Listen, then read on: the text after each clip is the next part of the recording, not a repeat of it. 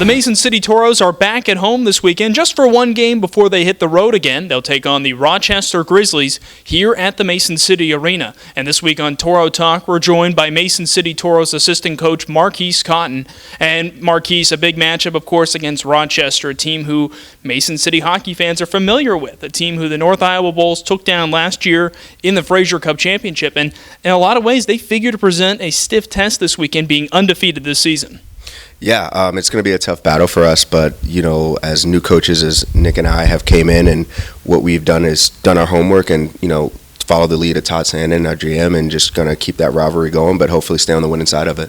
Absolutely, and you guys are off to a strong start this year, just the one loss that came in the most recent game against Granite City. For 2 games on the road against a tough opponent like that, given a lot of the circumstances, I thought it was impressive walking out with a split, and I think a big reason for that was the work of Ryan Knight, in net. He was fantastic overall, his first 2 appearances of the season, and Knight looked really, really good. I think he stole that game last Friday.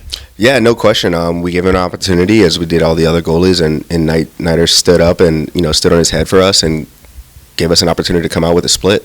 Was it an easy decision to go back to him the next night? We figured as a coaching staff to kind of ride the hot hand a little bit and see what he's got in a back-to-back. He was fantastic, but another thing that was fantastic was your penalty kill. 11 for 11 against Granite City. Again, a dangerous, different type of opponent compared to Alexandria the weekend before. Talk to me about that penalty kill. What was the key for you guys overall? Of course, the 2 shorthanded goals was nice, but not allowing any power play goals is pretty impressive against a team like the Lumberjacks. Yeah, so we go over it in practice every week, and the boys are figuring it out, and we're able to execute on a high level, and I think that's it's good. It's only going to get better.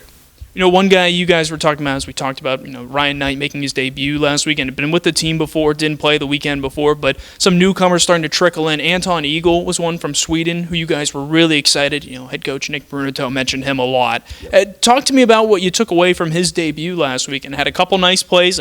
Saturday had a really nice rush up ice, nearly got a goal out of it. Talk about what you really liked from the Swede. So we like his dynamic play. He's really able to kind of fill in at different points and, fill different lanes and different needs. And he's going to be good moving forward, especially once he gets his feet under him here. Had a good week of practice, so we'll see how it goes this weekend. Obviously, you guys have been tested a little bit at the center position. Injury to Shota Kaneko. Not sure how long he's going to be out right now, but of course didn't play this past Saturday. You had 3 centers rotating: Dylan Duxon, Cullen Hogan, and Jack Campion, of course, all kind of filling the gap there a little bit.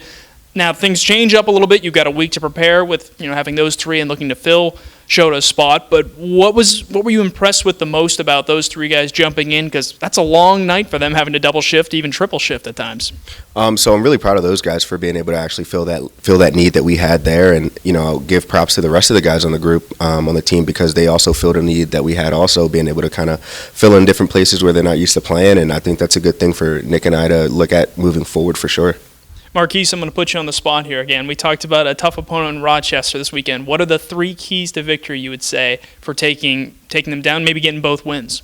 For us, it's going to be playing fast, playing together, and making sure we just take care of each other. Alrighty, Marquise, thank you for joining us. No problem, thank you. That was assistant coach Marquise Cotten joining us ahead of your Mason City Toros taking on the Rochester Grizzlies. Of course, the home game on Friday, and then on the road on Saturday night. This has been Toro Talk.